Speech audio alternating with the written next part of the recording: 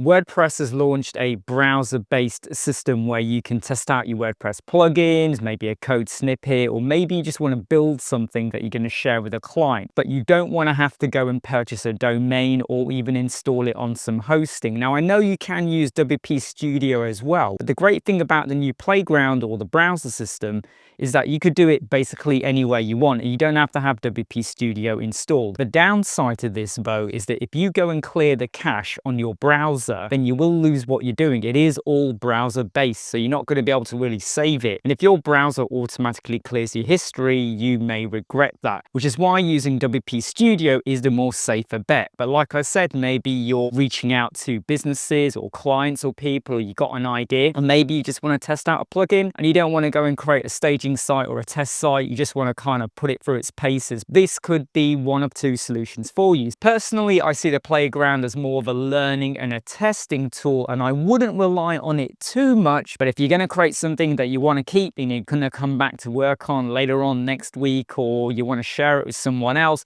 then use WP Studio and just play a bit more safe.